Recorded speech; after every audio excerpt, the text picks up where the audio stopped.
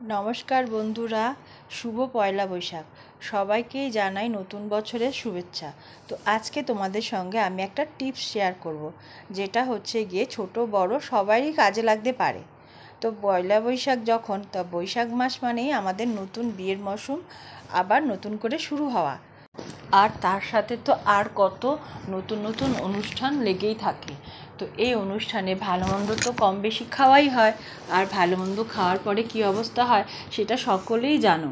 তো এই যে টিপসটা আমি শেয়ার করছি, এটা ছোট বড় সবারই কাজে লাগতে পারে। তাই তোমরা আমার ভিডিওটা স্কিপ না করে যদি পুরোটা দেখো, হয়তো তোমাদের কাজে লাগতে পারে।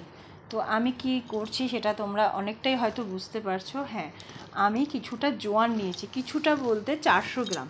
তো একটা প্যাকেটে 50 গ্রাম করে জোয়ান ধরে। তো আমি 8 প্যাকেট জোয়ান নিয়েছি। তো 8 প্যাকেট জোয়ান আমি প্রথমেই একটা কড়াইতে একটু ভেজে নেব।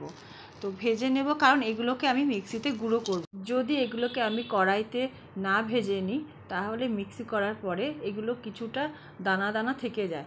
অনেক সময় মুখে বাদে বাচ্চারা বড়রা অনেকেই খেতে চায় না, ফেলে দেয়। তো সেই জন্য আমি একটু কড়াইতে গরম করে নিচ্ছি।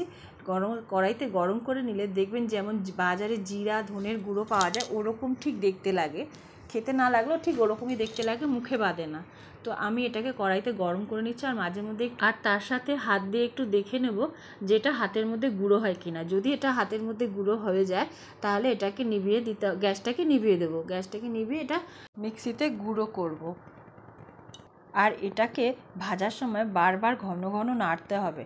যদি এটা ঘন ঘন নাড়া না দিই, তাহলে এটা পুড়ে যেতে পারে। পুড়ে গেলে আবার এটা তিতো লাগবে।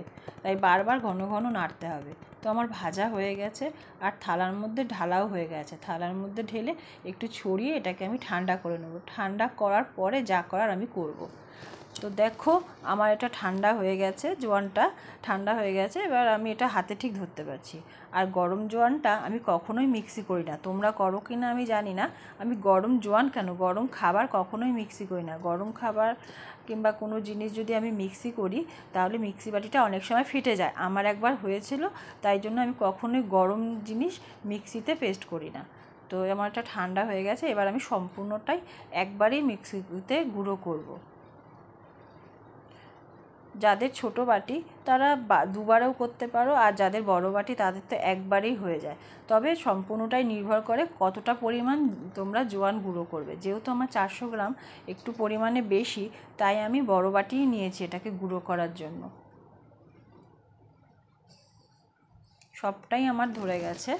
আর একটু বেশি হলে হয়তো আর জায়গা নিত না, দুবারে করতে হতো, কিন্তু 400 গ্রাম একদম আমার বাটিটা ভর্তি হয়ে গেছে।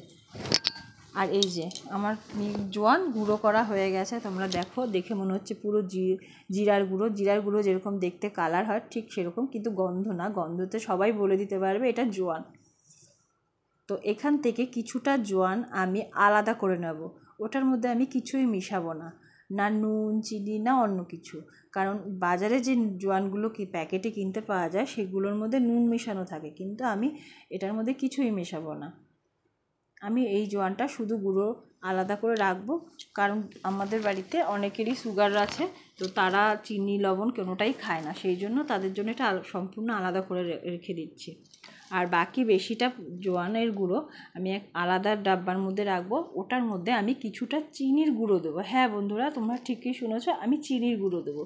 কারণ জোয়ানটা খেতে অনেকটা ঝাল লাগে, চাবিয়ে খেলে দেখবে অনেকটা ঝাল লাগে। তাই জন্য অনেক বাচ্চারা খেতে চায় না, যেমন আমি নিজেই খেতে চাই না, যেহেতু ঝাল লাগে। একটুখানি চুষে লবণটা পাই, খেয়ে নিই লবণটা, তারপরে আমি ফেলে দিই। তো এইভাবে যদি গুঁড়ো করে নেওয়া যায়, আর তার সঙ্গে যদি হালকা একটু চিনি মেশানো হয়, তাহলে জোয়ানটা সম্পূর্ণই খাওয়া যায়। আর কিভাবে খেতে হবে সেটাও আমি তোমাকে ভিডিও লাস্টে তোমাদের সবাইকে দেখিয়ে দেবো। তো আমি 400 গ্রামের মধ্যে 200 গ্রাম মতন চিনি নিয়েছিলাম, কিন্তু পরে ভাবলাম চিনির পরিমাণটা হয়তো বেশি হতে পারে, কারণ আমার মেয়েরা কিছুদিন ধরে চিনির খাবারটা কম খাচ্ছে। তাই আমি 200 নিয়েও কিছুটা কমিয়ে রেখেছি, 150 থেকে 100 মতো। তো এই 150 থেকে 100 জোয়ান আমি পুরোটাই ওই কোটোর মধ্যে জোয়ানের সাথে মিশিয়ে নেব।